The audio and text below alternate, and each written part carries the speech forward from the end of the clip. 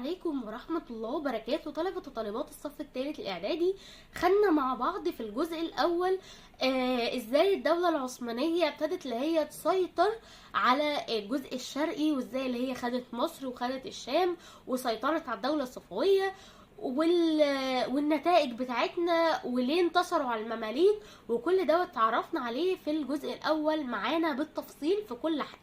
تعالوا بقى نشوف في الجزء الثاني مع بعض ملامح الحياة في مصر أثناء الحكم العثماني. كانوا عايشين ازاي؟ حد تابع لحد هيعامله كويس؟ لا. هيعامله بإيه؟ في ملامح الحياة في مصر أثناء الحكم العثماني. خضعت مصر للحكم العثماني، بقت خلاص ولاية من ضمن الولايات اللي تابعة للحكم العثماني. طب هتتصف بإيه؟ هتتصف بالجمود والركود. يعني ايه جمود وركود؟ الركود زي مثلا ما بنيجي نخلي فيه شويه ميه هم راقدين ما بيتحركوش، ما بنحركهمش، ما بنجيش جنبهم، هيحصل فيهم ايه؟ هيبقى ريحتهم ابتدت تتغير، لونهم هيبتدوا يتغير، كل حاجه في الميه دي هتبدا اللي هي تتغير. طب جمود مش هتكون فيها حركه مرنه، مش هيبقى الحاجه عارفين اللي احنا نحركها بكذا طريقه، لا هي الحاجه جامده، هي ملهاش طرق اصلا. عشان كده بنقول اتصف بالجمود والركود. نحو 4 قرون. 4 قرون هو القرن كام سنه؟ القرن 100 سنه. يبقى بنتكلم اللي هو اتصف بالجمود والركود في مصر لمدة 4 قرون. القرن 100 سنة، 4 قرون يعني 400 سنة متتالية. يعني مش سابونا ورجعوا لنا مرة تانية وخدوا مصر، لا دول ما مشيوش اصلا. طب نتيجة لكده حصل ايه؟ تحولت مصر ولاية معزولة، ما تعرفش حاجة، ما تعرفش الحضارة الحديثة فيها ايه اللي كانت في الوقت دوت بتنعم بيها دول اوروبا. الحياة السياسية عندي نظام الحكم، كانوا بيحكمونا مين وكانوا عاملين معانا ازاي وكانوا قاعدين بيعاملونا ازاي، كل واحد فيهم وكل واحد فيهم كان عايز مننا ايه. العثمانيون عندنا حطوا نظام للحكم في الحياة السياسية، ونظام الحكم كان فيه عدة هيئات. اول حاجة معانا الوالي او الباشا، بيتقال عليه والي او باشا. يعني ايه والي او باشا؟ الوالي اللي هو مسؤول عن ولاية مصر، فبنقول عليه والي. ما كانش ينفع السلطان يحكم او يعرف كل حاجة عن الامبراطورية الكبيرة بتاعته، فكان كل ولاية مثلا زي ولاية مصر زي ولاية الشام كان بيعين عليها والي، وكنا ساعات كمان نقول عليه لفظ او لقب الباشا. كمان عندنا ديوان زي ديوان القاهرة. طب ديوان القاهرة ده كان بيعمل لي ايه وكان مسؤول عني عن ايه؟ كان مسؤول عن إدارة المحاكم، وكمان كان بيصدر الأحكام، وكان بيشرف كمان على القضايا، كان بيعمل لي كل ده. كان كمان بيبقى مسؤول عني عن جمع الضرايب. بس خلي بالنا جمع الضرايب هنا غير اللي هنتكلم عليه دلوقتي في الناحية الزراعية او ناحية الاراضي الزراعية، ده حاجة وده حاجة علشان كمان ما نتلخبطش. كمان كان هو المسؤول عن انفاق الاموال على المشاريع العامة، وكان مسؤول عن رواتب الناس دي، وكان كمان بيراقب الوالي، ما كانش بيخليه ينفرد بالحكم علشان زي ما هنشوف دلوقتي الخيانة اللي هتحصل ما تحصلش ويعرفوا ياخدوا بالهم. عندنا كمان الحامية العثمانية. يعني ايه حامية عثمانية؟ زي ما بنقول دلوقتي هي الشرطة والجيش في بعض. طب ازاي شرطة وجيش في بعض؟ عشان كانت مسؤولة عني في كذا حاجة. كانت مسؤولة عن ايه؟ حماية المدينة من اي تهديدات تحصل لها سواء خارجية او داخلية. يعني ايه خارجية او داخلية؟ يعني اي حد ممكن مثلا يخش الدولة او الولاية في الوقت دوت من الخارج، من اي دولة خارجية، فيبدأوا اللي هم يوقفوها ويبدأوا اللي هم يدافعوا عن المدينة. طب حصل اي شغب، اي ثورة، اي حاجة جوه الولاية نفسها، ففي الوقت دوت يعرفوا يتصرفوا. زي ما قلنا هو الجيش والشرطة في الوقت ده مع بعض كنا بنسميهم ايام الحياة السياسية الحامية العثمانية. الحامية العثمانية إدارة الأقاليم اللي هي عندنا دلوقتي زي المحافظ كده، كل حاجة كانوا بيديروا الأقاليم ويشوفوا محتاجين ايه زي مهام المحافظ في الوقت الحالي. طب أنا كان عندي عوامل لضعف الحكم العثماني؟ كان عندي عوامل لضعف الحكم العثماني. طب ليه؟ عشان مدة حكم الوالي. أنا جاي قاعد في الولاية هنا من سنة ل3 سنين، يعني ايه من سنة ل3 سنين؟ يعني يقعد سنة يحكم وبعد كده يتعزل، يمشوه يعني ويجيبوا واحد تاني يقعد سنة او 2 او 3، بس ما كانش المدة بتاعته تزيد عن 3 سنين. اولها يقعد سنة واخره يقعد 3 سنين. فالفترة دي هيبقى محتاج اللي هو يشوف الولاية محتاجة ايه وعايزة ايه، ولا هيبقى محتاج اللي هو يقدر ياخد هدايا وياخد حاجات من البلد وياخد فلوس من البلد عشان يكون مرتاح بعد كده ماديا. طبعا مش هيفكر، وهو كمان ما بيكونش من اهل البلد، فما بيكونش بيفكر في البلد اصلا. كل اللي بيفكر فيه ازاي انا اجمع فلوس عشان لما اسيب الولاية اكون مرتاح. يبقى قصر مدة حكم الوالي التي تتراوح من سنة الى 3 سنوات. زيادة سلطة الديوان والحامية العثمانية. كانوا يجوا الديوان يحاكم الوالي والحامية العثمانية تحاكم الديوان. كل واحد فيهم كان بيقف على التاني، وكل واحد فيهم كان بيراقب التاني علشان محدش يبقى فاهم اللي هو في السلطة لوحده.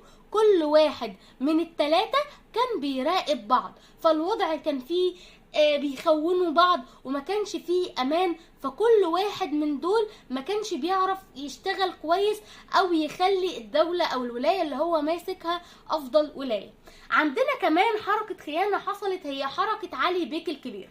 احنا قلنا في الجزء الاول ان المماليك عندي اتشالوا من مناصبهم الكبيرة، ما يبقاش مثلا والي، بس كان عندهم حكم الاقاليم اللي هو زي سلطة المحافظ دلوقتي. فالمماليك في الوقت دوت كانوا ماسكين الأقاليم عشان هم اللي عارفين. يعني احنا هنا في محافظة الجيزة، فاللي ماسك محافظة الجيزة عارف كل حاجة عشان هو في البلد من زمان، أو هو قاعد معانا في المحافظة من زمان، فبيكون فاهم كل حاجة. عشان كده العثمانيين حبوا اللي يمسك الأقاليم يكون فاهم الناس اللي جوه الإقليم عاملة ازاي، فخلى المماليك هم اللي يمسكوا الأقاليم. طب ده كان في المصلحة؟ المفروض ان العثمانيين عملوا ده عشان يبقى في المصلحة، لكن المماليك حصل منهم خيانة. لما العثمانيون للمماليك حكم الأقاليم عملوا ايه؟ استغل بكوات المماليك، دي رتبة كانت بتطلق على المماليك. فترات الضعف، ما هو اي دولة احنا اتفقنا اللي زي ما فيها فترات قوة زي ما بيكون فيها فترات ضعف. مرت على الدولة العثمانية وتطلعوا للانفراد بحكم مصر. احنا عايزين ناخد مصر ونرجع تاني تبقى مصر بتاعتنا لوحدنا. فكان ايه اللي حصل؟ مين اكتر حد فكر؟ كان ابرزهم، كان اللي باين منهم علي بيك الكبير الذي اصبح حاكم فعلي لمصر. كان حاطط نفسه في لقب ان انا الحاكم بتاع مصر، انا اللي بتصرف في كل حاجة، والوالي دوت مجرد اسم محطوط، وانا اللي بتصرف في كل حاجة تبع لمصر. الكلام ده كان عام كام؟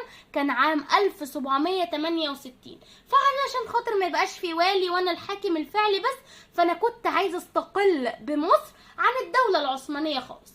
طب هتعمل ايه؟ هيتحالف علي بيك الكبير مع الشيخ ظاهر العمر او ظاهر العمر، قولوها زي ما انتوا عايزين، حاكم جنوب الشام، حاكم جنوب الشام، واخضع كمان لنفوذه للقوة بتاعته الحجاز. طيب كده خلاص هيبدأ اللي هو ينفرد بقى بالدول بتاعته؟ لا، ارسل نائبه محمد بيك ابو الدهب. ابتدى اللي هو يتعامل مع حد ويشوف ان هو انت حد كويس وانا هثق فيك، فانا بعتك عشان تغزو الشام، عشان ترجعي للشام تاني. الله، مش احنا هنا اتفقنا مع ظاهر العمر او ظاهر العمر؟ قال لنا لا، احنا اتفقنا مع حاكم جنوب الشام، ما كانوا بيقسموها، لكن هنا انا عايز الشام كلها. فارسلت محمد بيك ابو الدهب. طب محمد بيك ابو الدهب هيبقى ولاؤه للي بعته علي بيك الكبير؟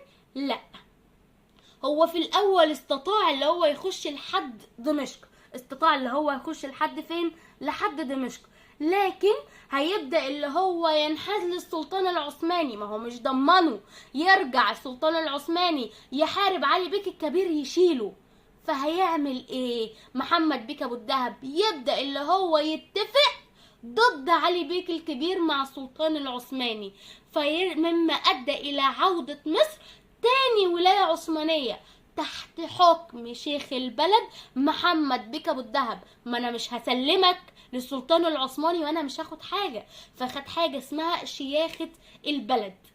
والنتائج بتاعتي فشلت حركة علي بيك الكبير بسبب ان محمد بيك ابو الدهب سلم علي بيك الكبير للسلطان العثماني. وفي الوقت دوت بقت مصر ولاية عثمانية تحت حكم شيخ البلد محمد بيك ابو الدهب. زي ما اتكلمنا في الجزء الاول، انا عندي ركود وجمود، عندي حد بيعاملني وحش وياخد كل حاجه تخصني وبتديها للدوله بتاعتهم. ايه اللي هيحصل عندي؟ الحياه الاقتصاديه، اي حاجه ليها علاقه بالفلوس هتبقى كويسه معايا؟ لا، هتتدهور الاوضاع الاقتصاديه. اوضاع اقتصاديه يعني انا بعتمد عندي على 3 حاجات: زراعه وصناعه وتجاره. والتجاره عندي بتتقسم كمان 2، تجاره داخليه وتجاره خارجيه. طب الكلام ده هيبقى حلو؟ لا، هتتدهور الاوضاع الاقتصاديه في مصر اثناء العصر العثماني. طب ليه؟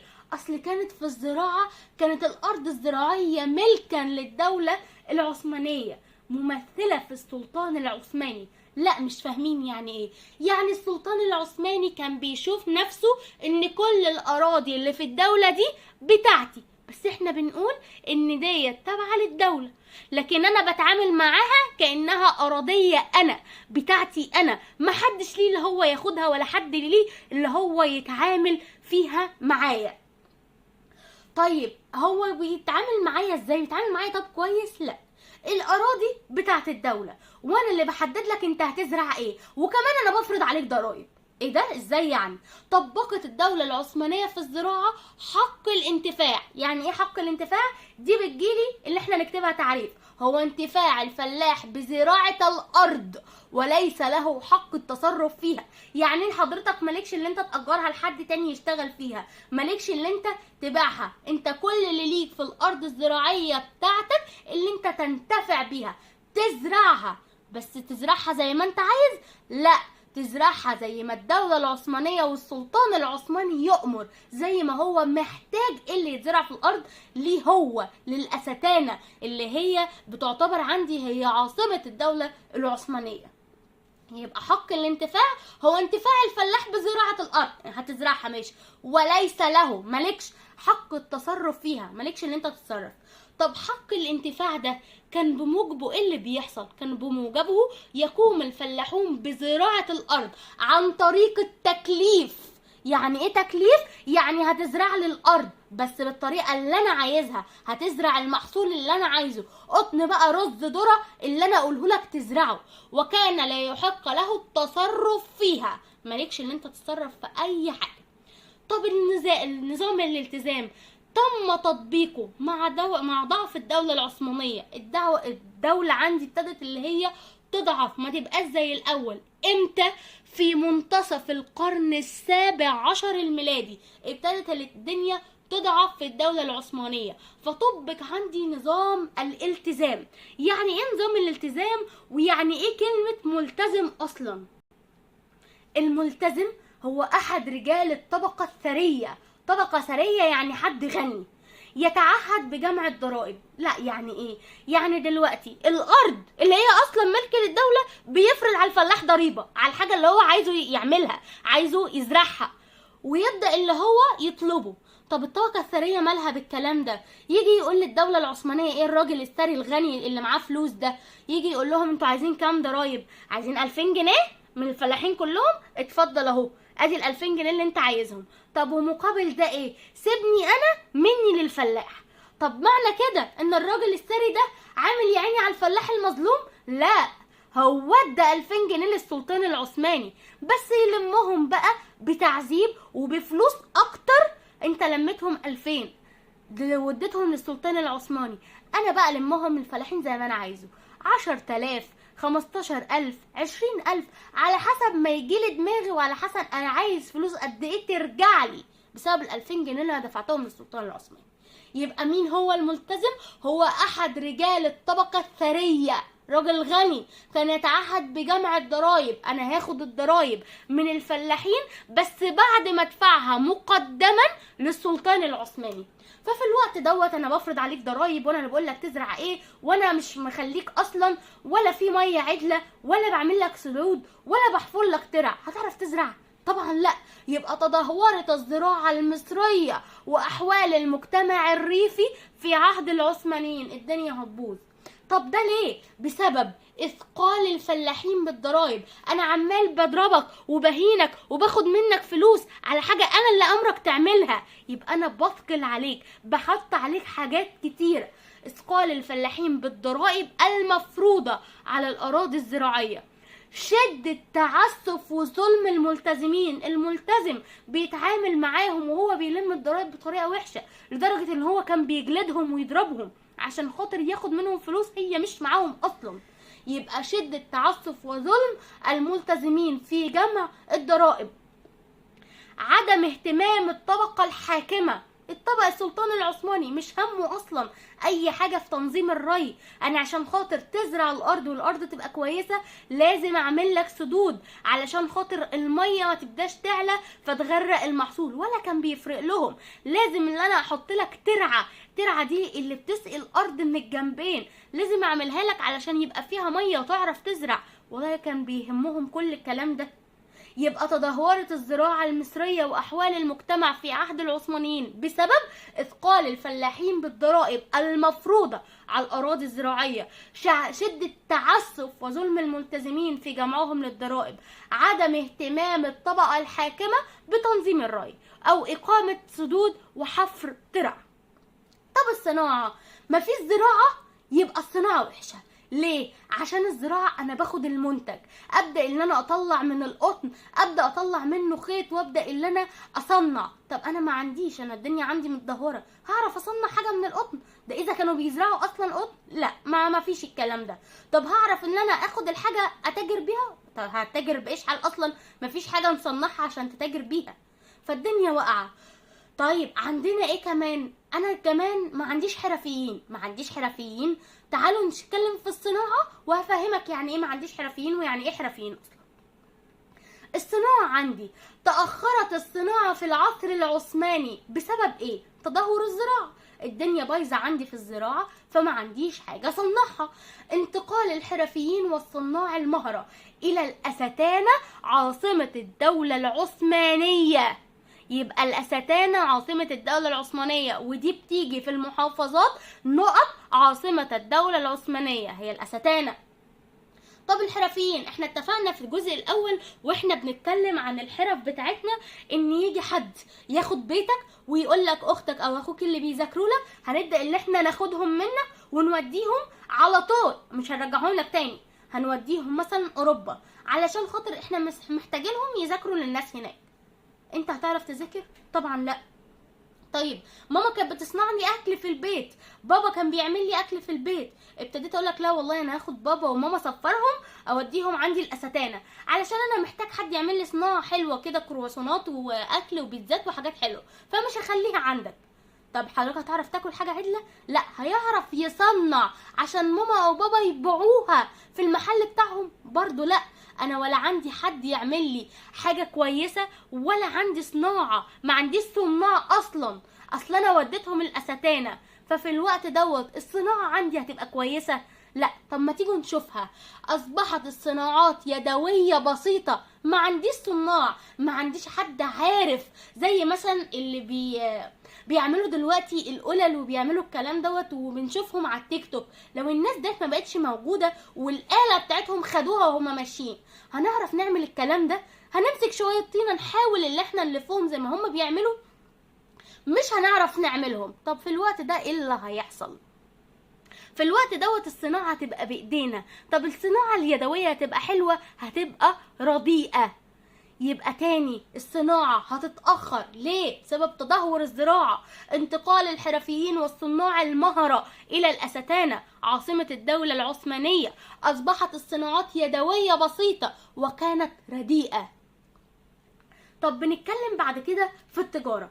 التجارة معانا بتتقسم لاتنين، تجارة داخلية وتجارة خارجية. التجارة الداخلية ازاي؟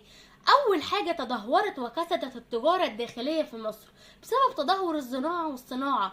انا ما عنديش حاجة ازرعها فمش هلاقي حاجة ابيعها ابيعها دي جوه مصر اسمها تجاره داخليه، عشان انا ببيع لك الحاجه دي وانا جوه البلد، ما خدتهاش وديتها مكان تاني.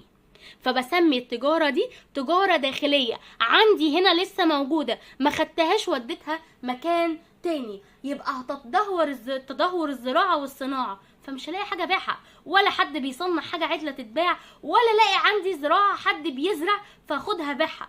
فتدهور عندي الزراعه والصناعه. افتقاد الامن، انا ممكن اخد ماشي حاجه انا عملتها زي ما قلنا حاجات يدويه بسيطه الرديئه ديت واجي ابيعها، يروح جايلي اللي يحميني ياخد مني البضاعه دي ويضرب كمان الراجل اللي بيبيع الحاجه دي. مش امن، فهيبقى في تجاره ازاي؟ عدم الطرق البريه، احنا دلوقتي مثلا في محافظه، الحاجه بتاعتي في محافظه تانية، فيجي وانا ماشي الطرق البريه تكون معايا متجردغه، فالحاجه مش هتوصل للمكان التاني سليمه. يبقى كمان بالطرق الاغارات المتلاحقه لبدو. يعني ايه؟ يعني انا ماشي على خاطر اخد البضاعه بتاعتي واروح ابيعها في مكان تاني، يروح البدو من عليا الطريق ما يخلونيش اللي انا عندي، وياخد مني البضاعه، ولو معايا فلوس ياخدها مني ويرميني في الصحراء. دي معنى كلمه الاغارات لبدو الصحراء. يبقى التجاره كويسه؟ لا، برضو تدهورت وكسدت التجاره الداخليه في مصر في العصر العثماني. ليه؟ بسبب ايه؟ تدهور الزراعه والصناعه. خلي بالنا ان السؤال ده يجيلي بما تفسر ويجيلي كمان دل. الزراعه والصناعه، افتقاد الامن، عدم الطرق البريه، الاغارات المتلاحقه لبدو. طب وانا بذاكر ينفع اخد 2 واسيب 2؟ طب واحنا في الامتحان تفتكر ان احنا واحنا في توتر الامتحان وداخلين والورق وشدة الاعصاب هتفتكر ذكرت الاربعه دول الاربعه اللي قبل؟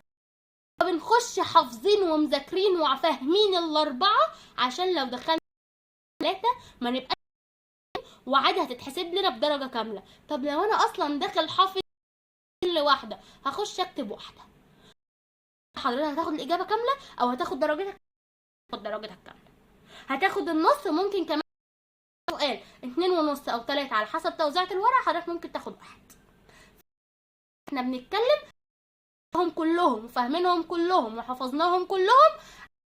مش الامتحان 3 ماشي، كتبت ربنا اكرمنا ماشي، حاجه توقفنا. طب هنتكلم عن ايه بعد كده؟ مع التجاره الخارجيه. احنا اتفقنا التجاره الخارجيه ديت اللي بتكون بقى خارج مصر هتبقى كويسه. ده انا ما عنديش ولا زراعه ولا عندي، انا ما بقوش معايا بقوا يتعاملوا طريق راس وما بيتعدوش من عندي اصلا من مصر، هتبقى التجاره الخارجيه كويسه ازاي؟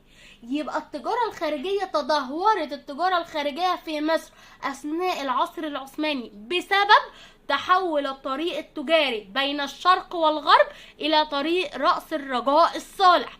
انا مش فاهم الحته دي، هفهمها لك تاني في الجزء ده مع اننا قلناها في الجزء اللي فات، بس تعالى ناخد النقطه التانيه وبعد كده افهمك يعني ايه النقطه دي.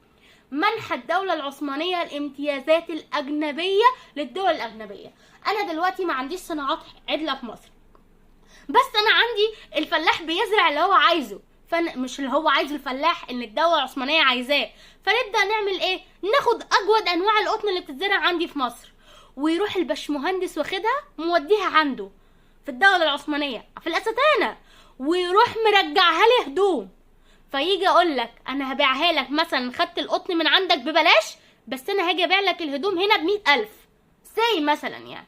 فحضرتك انا بتكلم على الجمله، فحضرتك ال100,000 بدل ما التيشيرت يبقى صناعه محليه كويسه بقطننا ورخيصه، لا والله انا هبيعها لك التيشيرت ابيعه لك مثلا ب 600 700 جنيه، ما انا دافع فيه كتير بقى.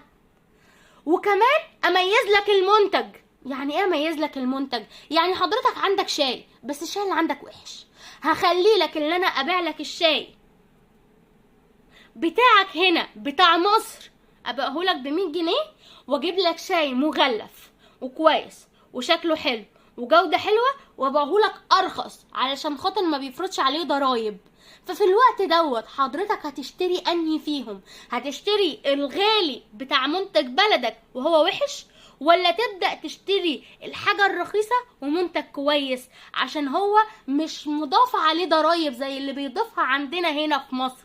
طبعا هشتري الأحسن أبو سعر أقل. أهو ده بالظبط اللي الدولة العثمانية عملته، منحت ادت للدول الاجنبيه امتيازات، دخل بضاعتك عندي في السوق المصري وكل الاسواق اللي تبع المحليه باسعار ارخص، اصل انا مش هفرض عليك ضرايب. ففي الوقت دوت الناس بتتجه للحاجه الاجنبيه، والتجاره عندي في مصر بتتدهور عشان محدش هيشتري مني حاجه. طيب تعالوا بقى نشوف النقطه دي ونشرحها تاني على الخريطه. طب ايه النقطه قبل ما نطلع الخريطه؟ تحول الطريق التجاري بين الشرق والغرب إلى طريق رأس الرجاء الصالح. تعالوا نشوف الخريطة. احنا كان عندنا علشان البضاعة توصل من الشرق لحد الغرب اللي هي الدول الأوروبية كانت بتبقى ماشية كالآتي: تيجي عندي من آسيا، تبدأ اللي هي تتحرك من آسيا تخش البحر الأحمر، بعد ما تخش البحر الأحمر توصل لحد السويس، عشان قناة السويس لسه في الوقت ده ما كانتش اتعملت. توصل لحد السويس، يروح ناقلين البضايع على عربيات وموصلينها لحد نهر النيل، تتحمل في نهر النيل تاني على مراكب لحد ما توصل للبحر المتوسط. تطلع للبحر المتوسط، هو كده كده اللي بيفصل ما بين افريقيا واوروبا البحر المتوسط. بعد ما توصل لحد البحر المتوسط تاخد طريقها علشان توصل لحد قارة اوروبا.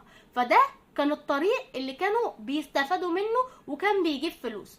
طيب بعد كده ابتدوا اللي هم يكتشفوا ايه؟ ابتدوا اللي هم يكتشفوا الدوران حول افريقيا اللي هو بيسمى بطريق رأس الرجاء الصالح. فكان بقت البضاعة بتيجي من اوروبا تتحرك لحد ما توصل لمستعمراتها في الهند براحتهم، فكانت بتتحرك بمنتهى الأريحية عبر طريق رأس الرجاء الصالح. ما كانت بتعدي ما بين قارة آسيا لقارة إفريقيا من خلال البحر الأحمر عندنا. ده التدهور اللي حصل بالنسبة له. طب الحياة الاجتماعية عندي فيها ايه؟ كان المجتمع المصري إبان الحكم العثماني، يعني في الحكم العثماني كان بينقسم عندي إلى طبقتين متميزتين، هما ايه؟ طبقة الحكام وطبقة المحكومين. طبقة الحكام هيبقى فيها مين؟ كانت لها كافة السلطات، كان لهم يعملوا أي حاجة في شؤون الحكم والإدارة والجيش. يبقى الحكام كان ليهم كافة السلطات، يقدروا يقولوا كل حاجة في شؤون مين؟ حكم وإدارة وجيش. طب تركزت في أيدي مين؟ الأتراك والمماليك. الأتراك والمماليك. طب ازاي يا ميس ان المماليك واحنا قلنا حكم؟ بس قلنا كمان إدارة أقاليم اللي المماليك كانت ماسكاها. يبقى طبقة الحكام تركزت في أيدي الأتراك والمماليك في شؤون مين؟ حكم وإدارة وجيش. طب طبقة المحكومين هي الطبقة التانية وتنقسم إلى طبقتين. احنا قلنا فوق طبقتين متميزتين اللي هم حكام ومحكومين. الحكام وعرفناها. المحكومين جوه طبقة المحكومين بتتقسم عندي الاتنين، طبقة وسطى وطبقة دنيا. طبقة وسطى وطبقة دنيا. طب الطبقة الوسطى دي كان عددهم كتير؟ لا، كان عددهم محدودة. تكونوا من مين؟ من علماء الأزهر والمشايخ ورجال الدين وكبار التجار اللي هو كان معاهم فلوس يعرفوا يتاجروا، بس اللي كان صغار التجار ما كانوش بيعرفوا يتعاملوا في التجارة. علشان انا عارفة ان السؤال ده بيتسأل، ازاي كان عندي تدهور في التجارة وازاي كان في كبار التجار اللي كان معاهم فلوس وكانوا بيقدروا يحموا التجارة بتاعتهم ويتعاملوا بيها. يبقى الطبقة الوسطى مالها؟ محدودة، بتتكون من مين؟ علماء أزهر، مشايخ، رجال دين، كبار التجار. رجال الدين اللي عندي اللي هو رجال المسيحية. طب الطبقة الدنيا اللي هي الأكثرية اللي فيها ناس كتير. طب هيكون فيها مين؟ الناس الغلابة اللي هم اللي في الوقت دوت الفلاحين اللي كانوا بيتغلبوا يا عيني على أمرهم، وصغار الحرفيين اللي سابوه لنا هنا، وعامة الناس بقى اللي بتشتغل أي حاجة. وعانت هذه الطبقة من الفقر، ما كانش معاهم فلوس من كتر الضرايب ومن كتر ان الحاجة بتاعتهم رديئة وبسيطة. الظلم، كانوا بيتعاملوا بطريقة وحشة جدا. انا ما معيش فلوس، مش عارف اكل كويس، فهيبقى عندي امراض واوبئة. يبقى تفشى في الطبقة الدنيا الاكثرية تفشي الامراض والاوبئة، كان عندهم امراض كتير. بننتقل مع بعض بعد كده للحياة الثقافية والفكرية. كان عندي حياة ثقافية وفكرية خلال فترة الحكم العثماني. عندي حياة؟ الحياة اللي عندها تبقى عاملة ازاي؟ تبقى كويسة في ظل اللي احنا قلنا ده كله؟ طبعا لا، هيبقى عندي جمود، ما عنديش مرونة في التعليم، هيبقى عندي تخلف. انا مش عايز اي حد يروح اي دولة اوروبية او يتعامل من ناس الغلبانة والناس المحدودة اللي بتتعلم، فهيبقى عندي تخلف بسبب العزلة اللي فرضها العثمانيون على البلاد. طب نتج عن تدهور الحياة الثقافية والفكرية ايه؟ انا كان عندي علماء ومشايخ ورجال دين وكبار تجار، هيحصل فيهم ايه؟ طبعا مكانة الازهر هتهتز. طب هتهتز ليه؟ الاول عايزين نقول ان الازهر كان ليه قامة كبيرة جدا في الفترة ديت وفي الوقت دوت من الناحية العلمية والثقافية، وكان في ناس كتير بتيجي تتعلم عندنا هنا في الازهر. طيب انا ما عنديش حاجة اعرفها جديد، ما ابتديتش ان انا اتعلم حاجات كتيرة، فهيبة الازهر ومكانة الازهر بتبدأ اللي هي عندي تهتز. يبقى اهتزت مكانة الازهر العلمية انذاك، يعني في الوقت ده اقتصر الاهتمام بالعلوم الشرعية. زي ايه؟ زي عندي مثلا بيبدأوا اللي هم يدرسوا ايه في العلوم الشرعية؟ القرآن الكريم، يدرسوا كمان الحديث الشريف، يدرسوا الفقه. يعني ايه فقه؟ يعني بيدرسوا عندي الاحكام الشرعية المتعلقة معاهم بالعبادات. طيب بيدرسوا كمان العقيدة ودراسة الأسس الإيمانية بتاعتها. وكمان عندنا بيهتموا، لم يعد هناك اهتمام بالعلوم العقلية أو الرياضيات أو الطبيعة. يعني ايه علوم عقلية؟ زي الفلسفة، زي المنطق، الكلام ده بنسميه علوم عقلية. زي كمان العلوم الاجتماعية عندي، زي علم النفس وعلم الاجتماع والاقتصاد والكلام دوت. وكمان ما كانش فيه اي حاجة مرتبطة بالرياضة اللي هو يشغلوا دماغهم او الطبيعة. تدهور كمان الحياة الادبية، ما بقاش ليهم علاقة بالحياة الادبية والفكر الادبي، ويبتدوا اللي هم يفهموا الادب ويبدأوا اللي هم كمان يطوروا فيه. طيب انا ما عنديش حياة ثقافية، ما عنديش فكر، ما عنديش حاجات تفتح العقول، هينتشر عندي ايه؟ هينتشر عندي الدجل والشعوذة والخرافات. اي حاجة، اي خرافة هيبدأوا اللي هم يقولوها ما فيش عقل، هيبدأوا اللي هم يصدقوها، وهيشيع الجهل. الجهل مش ان انا ما اعرفش اقرا ولا اكتب، الجهل اللي انا ما ببقاش فاهم. دي معنى كلمة يشيع الجهل. كده احنا خلصنا الدرس مع بعض، وهيبقى ناقص لنا باذن الله س وج مع الدرس. الملزمه اللي عايزها يكتب لي في الكومنتات، سواء عندنا على صفحه اليوتيوب او صفحه الفيسبوك باذن الله. اللي عايزها تبقى مجانا طبعا بشكل طبيعي هيبعتها PDF سواء على الصفحه دي او الصفحه دي باذن الله. اللي محتاج اي سؤال، مش فاهم اي حاجه، في نقطه مش مفهومه، في سؤال مش فاهمه، ابعتولي على الصفحة عندنا، وبإذن الله أي سؤال نبدأ اللي احنا نفهمه بالراحة، وأي جزئية مش مفهومة في المادة ابعتولي ونشرحها مع بعض حتة حتة، مفيش أي مشكلة. ولو لقيت في مشاكل في جزئية معينة عند ناس كتير في الدروس اللي احنا شرحناها، مش اللي احنا لسه ما شرحناهاش، هبدأ اللي انا اعمل لايف وافهمكم كل جزئية بسهولة، واللي مش فاهم في اللايف نبدأ اللي احنا نتكلم مع بعض. شكرا، واشوفكم باذن الله على خير في الدرس الجاي، والسلام عليكم ورحمه الله وبركاته.